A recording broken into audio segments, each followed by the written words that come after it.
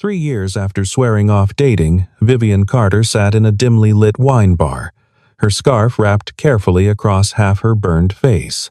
William Hayes arrived 20 minutes late, apologizing profusely because his babysitter had canceled last minute, forcing him to bring his 7-year-old daughter Audrey along.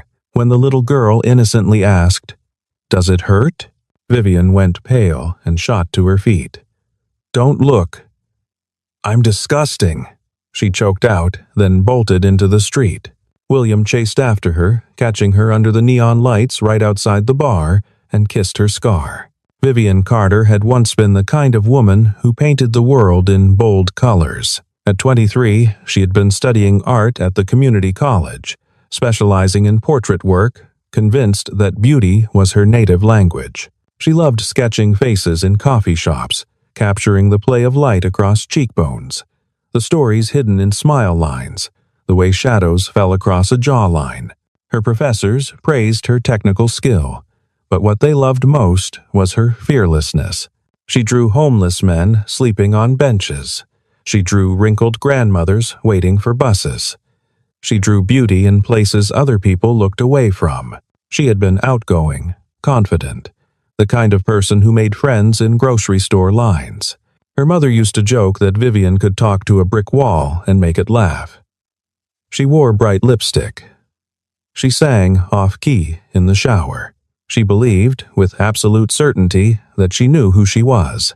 Then came the fire. The apartment building where she lived with her mother was a 6-story walk-up in a neighborhood where landlords cut corners and tenants had no leverage. The wiring was original to the building's construction in 1972. Maintenance complaints, piled up in the management office, routinely ignored or dismissed with vague promises. Tenants had been reporting flickering lights, tripped breakers, and burning smells for months. Nothing was done. The fire broke out at 2:14 in the morning on a Tuesday in February. Vivian woke to the acrid smell of smoke and her mother shaking her shoulder.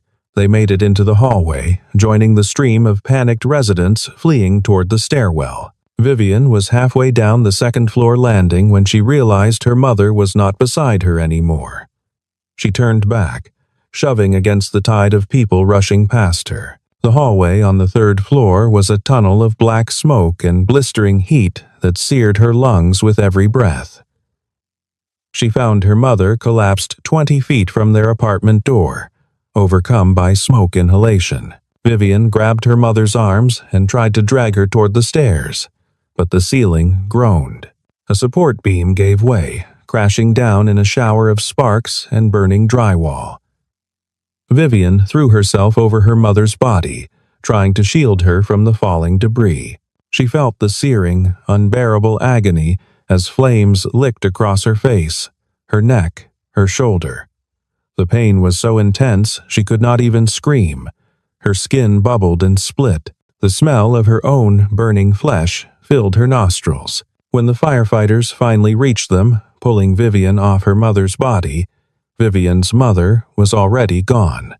Carbon monoxide poisoning, the medical examiner would later determine. She had likely been unconscious before Vivian even found her.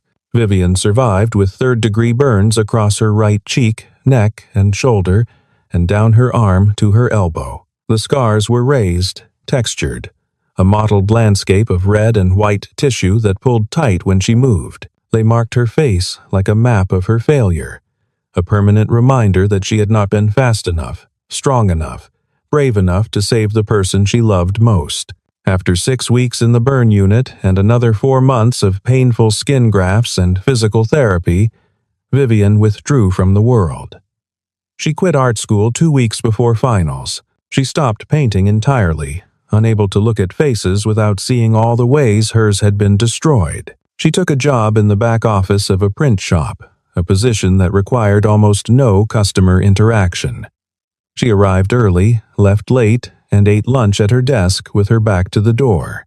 She built what she privately called her armor, oversized scarves in dark colors that could be wrapped high around her neck and pulled across her lower face. Long hair, always styled to fall across the damaged side of her face in a heavy curtain. Sunglasses, even indoors, even on cloudy days. She learned to map her city by the routes that avoided the most foot traffic, the stores that were quietest at odd hours, the restaurants with corner booths where she could sit with her scarred side to the wall. She shopped for groceries at 11 at night when the aisles were nearly empty. She ordered takeout instead of eating in restaurants. She crossed the street when she saw groups of teenagers approaching, knowing from experience that they would whisper and point and laugh. She deleted all her social media accounts after the first dozen messages from old classmates offering thoughts and prayers that felt more like voyeurism than sympathy. The stares were the worst part.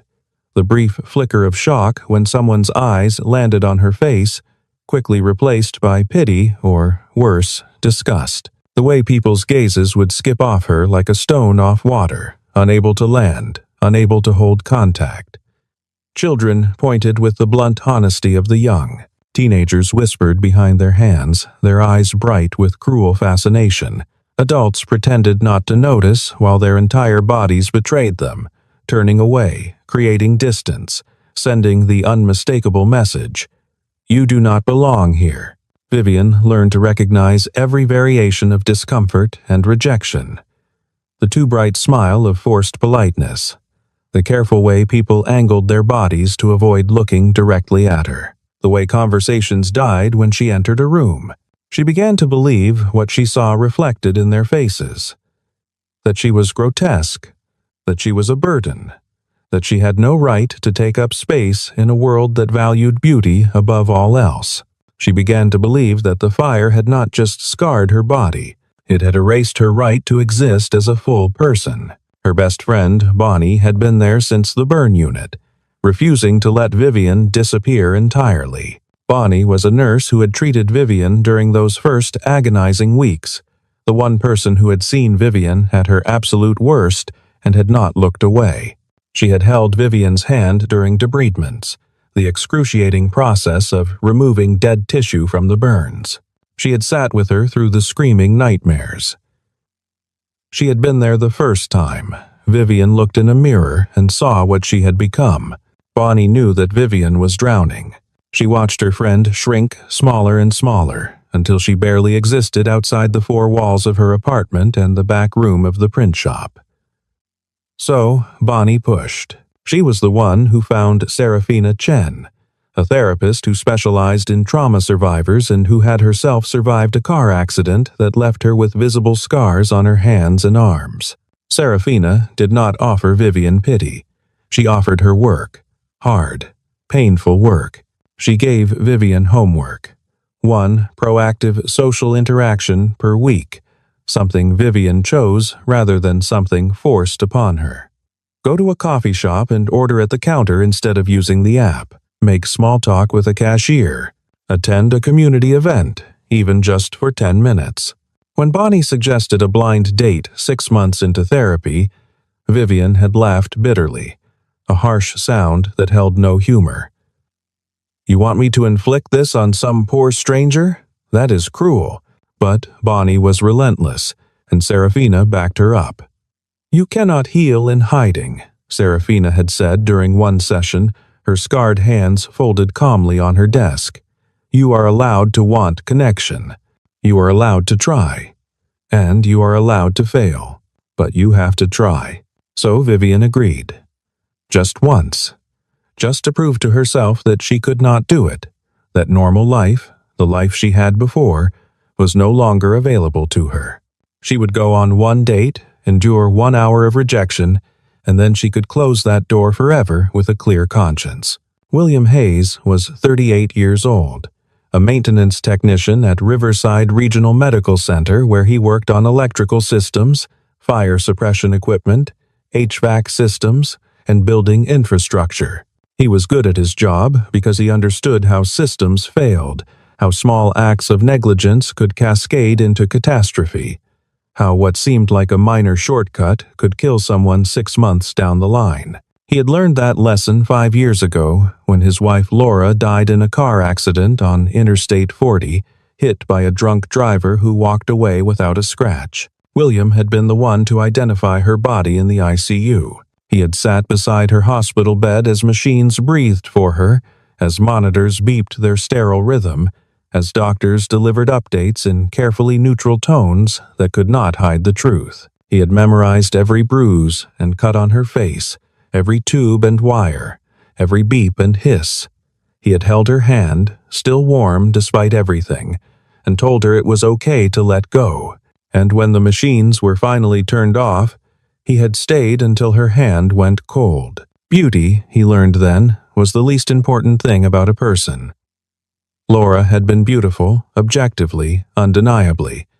But that was not why he had loved her. He had loved her because she laughed at his terrible jokes, because she sang in the car with the windows down, because she was kind to strangers and fierce with people she loved, because she made him want to be better. And none of that had anything to do with the arrangement of her features or the smoothness of her skin. After Laura's death, William poured himself into raising their daughter Audrey. He became disciplined, quiet, predictable. He followed a strict routine. Wake at 6, make breakfast, drop Audrey at school, work his shift, pick her up, help with homework, make dinner, bedtime stories, sleep. He did not date. He did not take risks. He did not let himself want anything beyond keeping his daughter safe and fed and loved.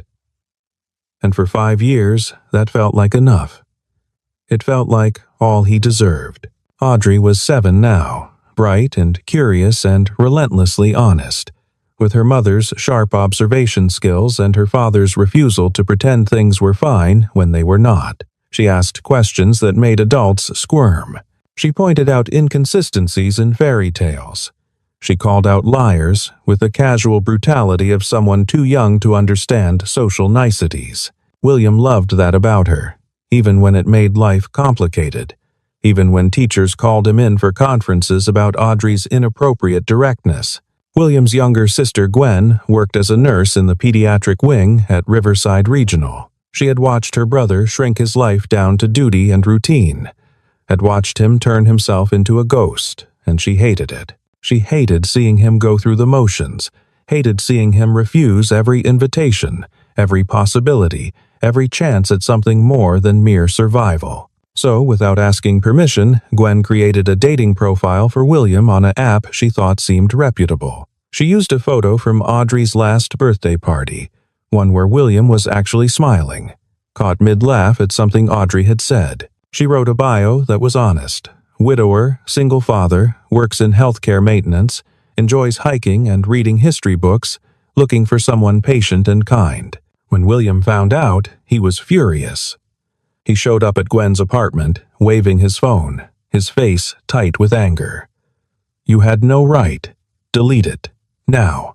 But Gwen did not back down. She stood in her doorway, arms crossed, and met her brother's glare with one of her own. "You are allowed to be happy, William.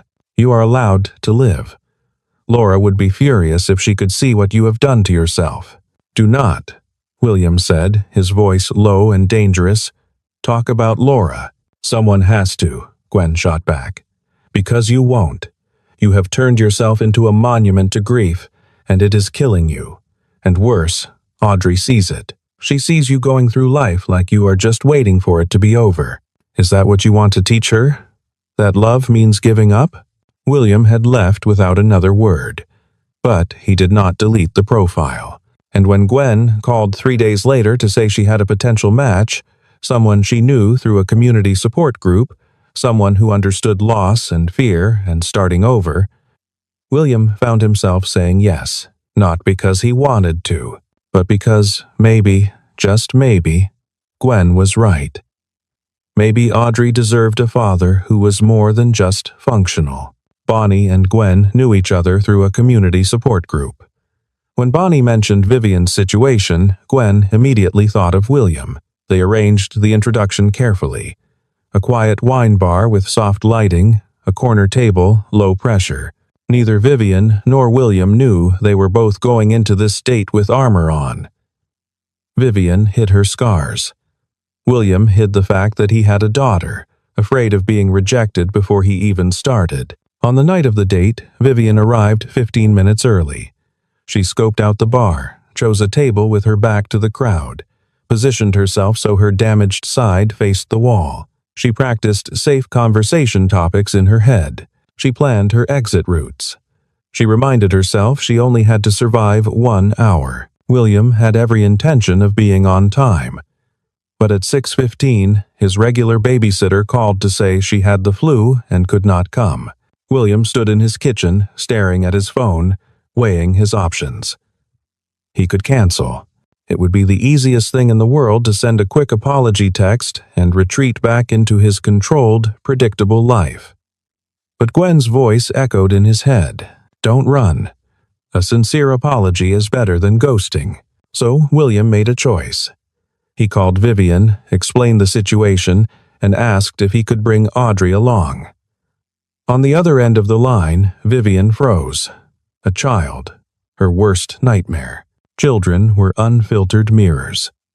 They said exactly what they saw, but she had already committed. She had already told Bonnie and Serafina she would try, so she said yes. William arrived 20 minutes late, holding Audrey's hand. He spotted Vivian at the corner table, her posture rigid, her scarf arranged just so. He approached carefully, already apologizing. I am so sorry. My sitter canceled, and I did not want to just disappear without explaining. Vivian nodded stiffly, barely meeting his eyes. William gestured to a chair, and Audrey climbed into it, swinging her legs.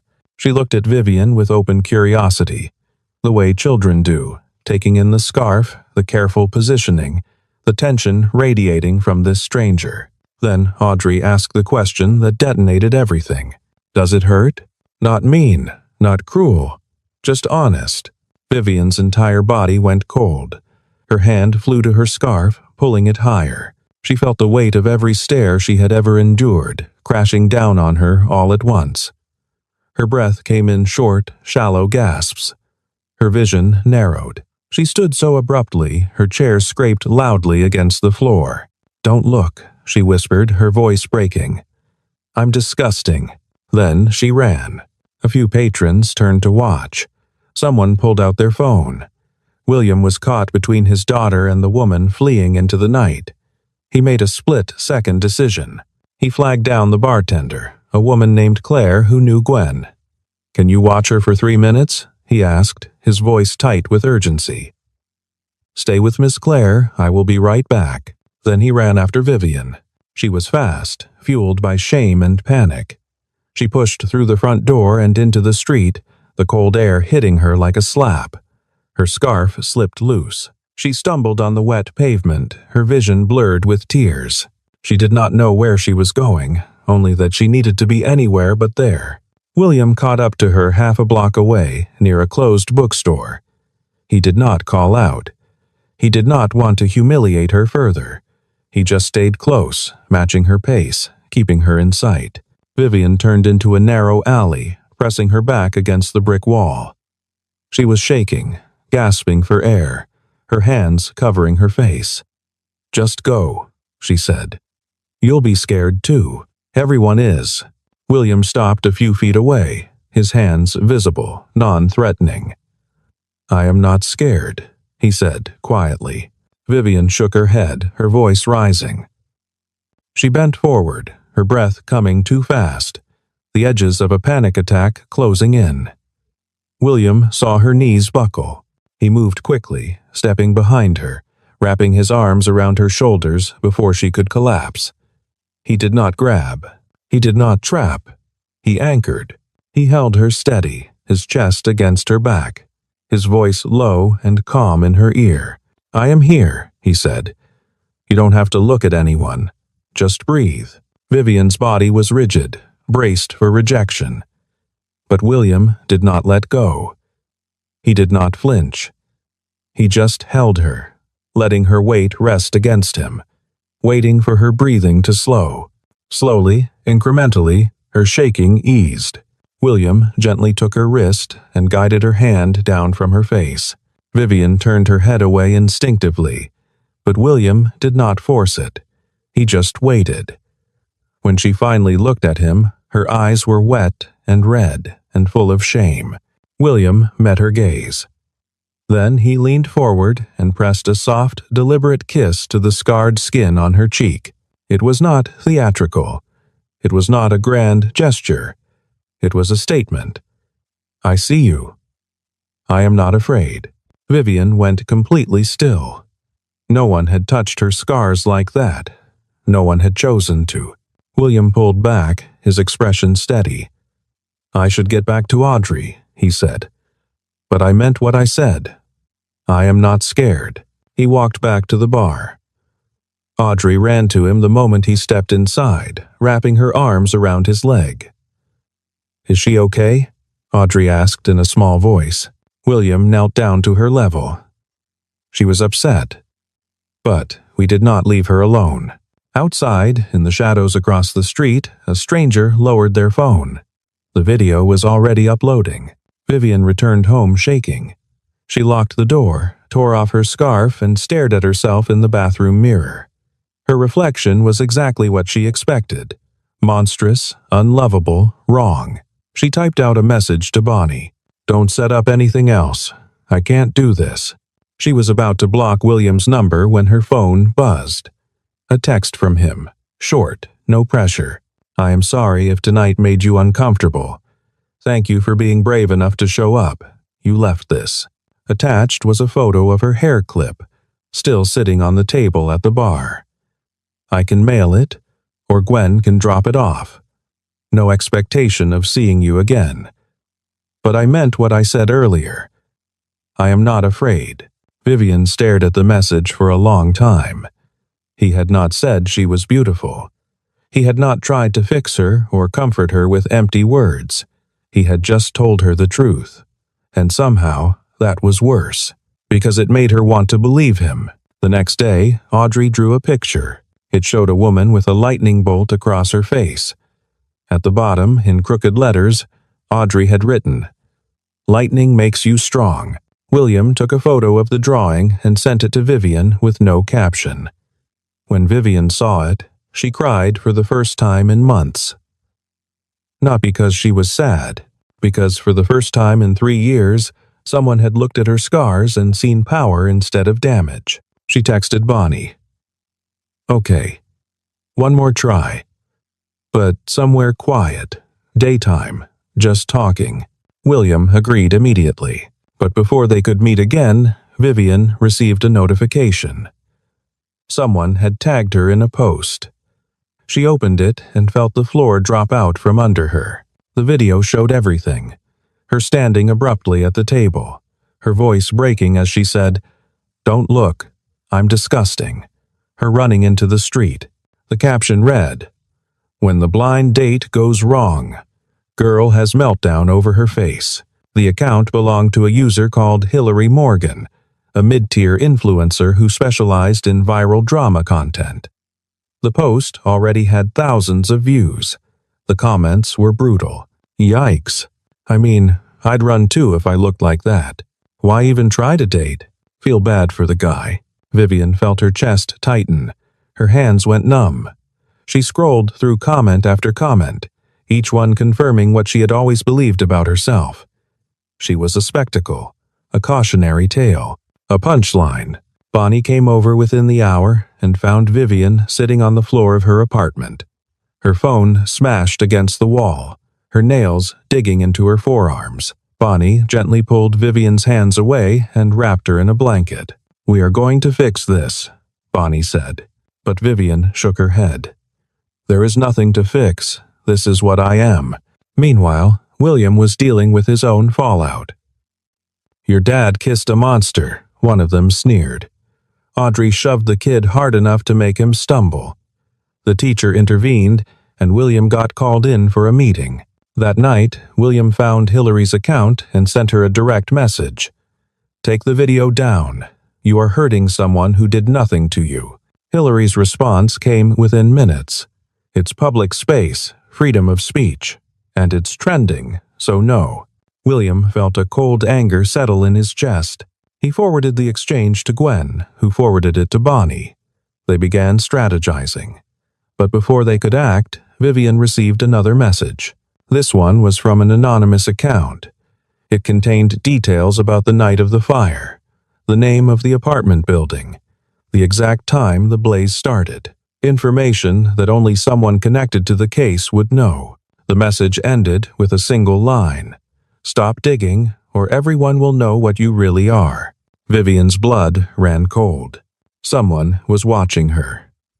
Someone knew her past, and they wanted her silent. She called William, her voice shaking. When he arrived, he brought Gwen and a man Vivian had never met. Henry Callahan, a fire marshal who had worked the case 3 years ago. Henry was in his 50s, graying at the temples, with the weary look of someone who had seen too many preventable tragedies. "I remember your building," Henry said, sitting across from Vivian in her small living room. "We flagged it. Multiple code violations. The owner kept dodging inspections, paying off the right people to look the other way." Vivian's hands clenched. "But the report said it was electrical failure." "An accident." Henry nodded slowly. "That is what the official report says. But the case got closed faster than it should have. There were inconsistencies, missing documentation. I pushed back, but I was overruled." William leaned forward. "What kind of inconsistencies?" "The smoke detectors on your floor were disabled," Henry said, looking at Vivian. "Not broken. Disabled. Someone bypassed the system. Your mother should have had warning. She didn't." The room went silent. Vivian felt something crack open inside her chest. For 3 years, she had carried the weight of her mother's death. She had believed it was her fault for not moving faster, for not being strong enough. But the system had failed them first. "Why are you telling me this now?" Vivian asked, her voice barely above a whisper. "Because someone is trying very hard to keep you quiet," Henry said. "And that tells me they have something to hide." The next day, William received a phone call. The voice on the other end was calm, polite, and menacing. "Your daughter goes to Riverside Elementary, doesn't she? It would be a shame if something happened to her." William's hand tightened on the phone. "Who is this?" The line went dead. He called the police immediately. A detective named Finn Graves took the case. Finn was young, methodical, and took threats against children very seriously. He started digging into the building's ownership records while William installed security cameras around his house and arranged for Audrey to stay with Gwen temporarily. Bonnie also received a warning. A car followed her home from work one night, circling her block 3 times before speeding off. She reported it, but the license plate was fake. Vivian felt the walls closing in. "This is my fault," she told William when they met at a coffee shop the next morning. "If I just stay quiet, they will leave you alone." William's jaw tightened. "No, if you stay quiet, they win, and they will do this to someone else." "But Audrey is safe," William interrupted. "And she deserves to grow up in a world where people do not get away with this." Vivian looked at him, this man she barely knew, who was risking everything to stand beside her. "Why are you doing this?" William met her eyes. "Because it is right. And because you matter." It was Serafina who suggested the next step.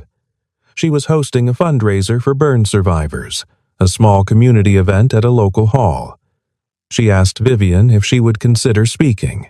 Vivian laughed, a harsh, bitter sound. "Yes," Serafina agreed. "But you will be the one with the microphone." Vivian spent 3 sleepless nights wrestling with the decision. William did not push. He just sat with her, quiet and steady, letting her think. It was Audrey who tipped the scale. The little girl gave Vivian a new drawing. This one showed Vivian standing on a stage, her face turned toward the light. On the night of the event, Vivian stood backstage, her hands shaking. She wore a simple black dress and a thin scarf draped loosely around her shoulders, but not covering her face. For the first time in 3 years, she was not hiding. When Serafina introduced her, the room fell quiet. Vivian walked to the microphone, feeling the weight of dozens of eyes. She gripped the edges of the podium to keep her hands from trembling. 3 years ago, I survived a fire, she began, her voice unsteady. I lost my mother. I lost half my face. I lost the person I thought I was. She paused, looking out at the crowd. Some faces were sympathetic, some were curious. A few looked uncomfortable. For 3 years, I believed my scars made me disgusting. I believed I had no right to be seen. I believed the worst thing about me was how I looked. Her voice grew stronger. But the worst thing about me is not my face. The worst thing is that I let fear make me invisible. I let shame keep me silent while the people responsible for my mother's death walked free. She took a breath. I am done hiding. I am done apologizing for surviving. And I am asking you to stop turning pain into entertainment. She looked directly at the back of the room, where Hillary Morgan sat with her phone in hand. Hillary's face went pale. If you see someone suffering, do not film them. Do not mock them. Do not make their worst moment go viral for likes. Choose kindness. Choose decency. Choose to be better. The applause started slowly, then built. Vivian stepped back from the microphone, her legs weak, her heart pounding. But she had done it. She had spoken, and she had not run. After the event, several people approached her. Survivors, family members. A journalist named Marcus Reed who covered housing safety issues. Marcus asked if he could interview Vivian about the building fire. She agreed. The story ran 2 weeks later. Negligence and cover-up. How one woman's tragedy exposes systemic failure. It named names. It included Henry's suppressed findings. It detailed the building owner's pattern of code violations and bribery. The backlash was immediate. The building owner, a man named Gerald Rost, issued a statement denying all allegations. His lawyer threatened to sue, but Finn had been building a case, and when the story broke, 2 more families came forward with similar complaints. The district attorney opened an investigation. Vivian was subpoenaed to give a deposition. Andrea Lyles, a housing rights attorney, offered to represent her pro bono. Together, they walked Vivian through the process, explaining what to expect, how to stay calm, how to tell the truth without letting them twist her words. On the day of her deposition, William drove her to the courthouse. He waited outside the room, Audrey coloring quietly beside him. When Vivian emerged 3 hours later, exhausted and shaken, William stood and wrapped her in a steady embrace. "You did it," he said simply. The investigation took months. Gerald Rost was eventually charged with criminal negligence and bribery. He pleaded out, avoiding jail time but losing his properties and his business licenses. It was not the justice Vivian had wanted, but it was something, and it meant no one else would die because of his greed. Through it all, William was there. Not as a savior, not as a fixer, just as someone who stayed. One evening, after Audrey had gone to bed, William and Vivian sat on his porch, watching the sunset. Vivian had started painting again, small pieces at first, portraits of scarred faces rendered in bold, unflinching strokes. She called the series Scar Light. "I need to tell you something," William said, breaking the comfortable silence. Vivian looked at him. "When my wife was dying, I sat beside her in the ICU. She was covered in bruises. Her face was swollen. She did not look like herself. And I realized something." He paused. "I did not love her because she was beautiful. I loved her because she was brave and kind and real. Beauty had nothing to do with it." He turned to face Vivian fully. "I do not love you despite your scars. I love you, scars and all, because you are brave and kind and real. And you do not need saving, you just need someone who stays."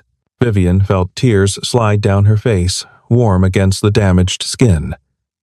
"I do not need anyone to save me," she agreed, her voice thick. "I just need someone who will not run." "I am not running," William said, and he kissed her, slow and certain under the fading light. Months later, Vivian's first gallery showing opened at a small community arts center. The walls were lined with her Scarlight portraits. Firefighters, burn survivors, accident victims, all rendered with fierce dignity and unflinching honesty. Audrey stood beside Vivian at the opening, holding her hand, proudly telling anyone who would listen, "She is really brave." William stood back, watching Vivian move through the crowd with her head high, her scars visible, her smile genuine. She was still healing. There were still hard days, but she was no longer hiding. At the end of the night, as they walked to the car together, Audrey between them, Vivian looked up at the lights strung across the gallery entrance. 3 years ago, she had run from light, believing it would only expose her shame. Now she stood in it, unafraid. William took her hand. Audrey yawned and leaned against Vivian's leg. And for the first time in a very long time, Vivian felt like she belonged. Not because someone had fixed her, but because she had learned to see herself the way William and Audrey saw her. Whole, worthy, and alive. The scars would always be there. But they were no longer a prison. They were proof she had survived. And survival, she realized, was its own kind of beautiful.